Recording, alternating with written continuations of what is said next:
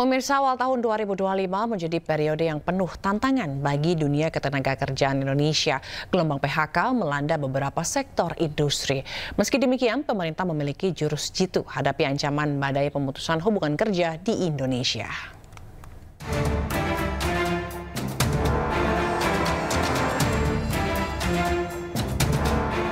Awal tahun 2025 menjadi periode yang penuh tantangan bagi dunia ketenagakerjaan Indonesia. Gelombang pemutusan hubungan kerja atau PHK melanda beberapa sektor industri dan meninggalkan ribuan pekerja dalam ketidakpastian. Gelombang PHK ini mencerminkan ketidakstabilan ekonomi yang semakin terasa. Penurunan daya beli masyarakat, fluktuasi nilai tukar diduga akibat konflik geopolitik yang telah mempengaruhi beberapa perusahaan di Indonesia. Bagi para pekerja yang terdampak PHK, mencari pekerjaan baru bukanlah hal yang mudah. Persaingan ketat, keterbatasan lapangan kerja, dan kebutuhan akan keterampilan baru menjadi tantangan tersendiri. Pemerintah melalui Menteri Ketenagakerjaan Yasirli mengungkap jurus jitu hadapi ancaman badai pemutusan hubungan kerja di Indonesia. Menaker menyebut meski ada PHK, namun industri di Indonesia tetap tumbuh. Jadi data kami PHK itu ada, gitu ya. PHK memang jumlahnya agak meningkat dari tahun yang lalu. Tapi yang ingin saya sampaikan juga industri itu juga tumbuh. Ya, jadi contoh tadi kami ke Karawang, ya tahun depan gimana? Ini bisa nambah 10.000. Kemudian sebelumnya kita kita kemudian ke KEK di Batang, itu proyeksi sekian ratus ribu ke depan. Kemudian saat kemarin ada kasus Ritex, ya dinas provinsi mengatakan kami sudah siap dengan belasan ribu juga, ya lowongan pekerjaan kalau ya ada yang mau. Jika gelombang pemutusan hubungan kerja masih terus terjadi, hal ini menekan masyarakat kelas menengah ke bawah. Kelompok menengah ke bawah menjadi rentan terhadap gejolak yang terjadi. Tim Liputan iNews melaporkan. Pemirsa, seorang oknum pengacara di Jakarta terbukti memiliki sejumlah senjata api ilegal dan mengonsumsi narkoba. Atas perbuatannya, tersangka terancam hukuman 20 tahun penjara.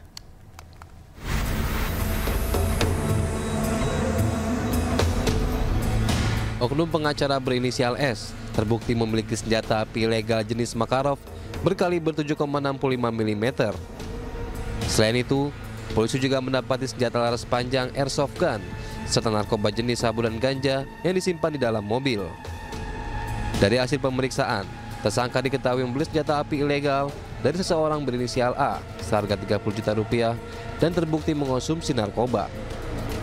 Atas perbuatannya, pengacara S terancam hukuman 20 tahun penjara. 7,65 mm ini dari seseorang inisial A yang dibeli dengan harga 30 juta rupiah. Penyidik menerapkan pasal 1 ayat 1 Undang-Undang Darurat nomor 12 tahun 1951 dengan ancaman hukuman pidana 20 tahun penjara. Penangkapan bermula saat tersangka terlibat kecelakaan di kawasan Senen, Jakarta. Terus bersih tegang dengan pengendara lain, tersangka kedapatan membawa senjata api di pinggangnya oleh petugas kepolisian.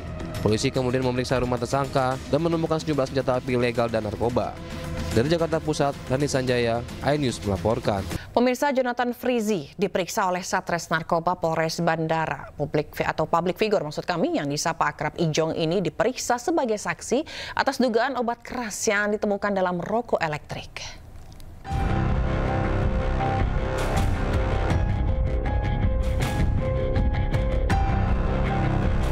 Kepolisian Resor Kota Bandara Soekarno-Hatta melakukan pemanggilan dan pemeriksaan terhadap artis tampan Jonathan Frizzy terkait dugaan tindak pidana penyalahgunaan narkoba jenis etomidate. Dalam kasus dugaan pelanggaran Undang-Undang Kesehatan ini, pihak kepolisian telah mengamankan 3 orang, masing-masing berinisial BTR dan EDS, serta seorang wanita berinisial ER.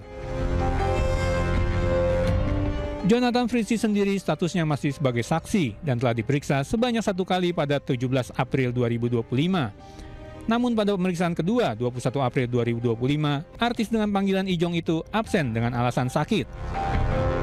Ijong sendiri diduga terlibat kasus dugaan pengadaan produk farmasi tanpa izin berupa vape yang mengandung zat etomidate atau obat keras.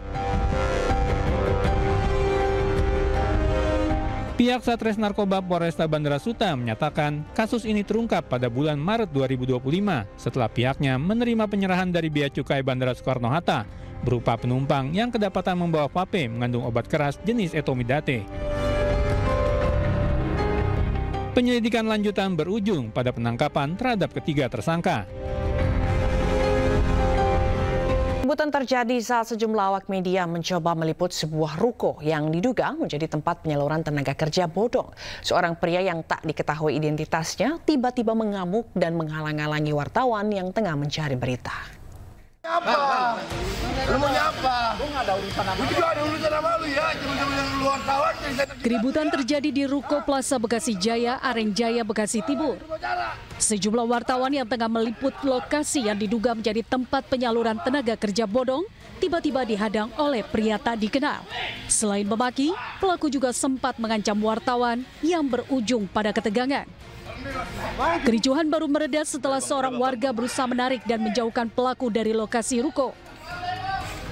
Sementara menurut warga, ruko tersebut baru beroperasi sekitar 2,5 bulan dan dalam sehari ada saja yang datang ke ruko untuk mencari pekerjaan.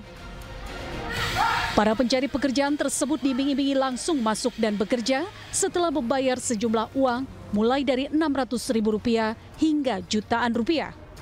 Kegiatannya apa Pak dia? Ya, nerima lamaran kerja, dijamin masuk. Sehari berapa orang Pak yang untuk melamar pekerjaan ini Pak? Ya, paling sedikit, pokoknya di atas 5 Pak. Di atas 5? Iya, paling sedikit 5 orang kok saya perhatiin itu. Usai keributan, Dinas Ketenagakerjaan Kota Bekasi langsung mendatangi lokasi untuk melakukan pengecekan. Namun ruko berlantai 2 tersebut sudah kosong dan dikunci dari luar. Kami yang punya lokasi ya, domisili ada di Kota Bekasi dan kami melakukan langsung ke lapangan. Ternyata di lapangan kita tidak bisa nih, sudah disegel, tidak bisa nemuin orangnya. Nah ini jelas-jelas bodong, kalau orang yang berizin tidak akan lari. Pihak Disnaker juga belum bisa melakukan penindakan karena tidak ada data baik dari lingkungan atau dari izin usaha. Dari Bekasi, Jawa Barat, Rahmat Hidayat, iNews melaporkan.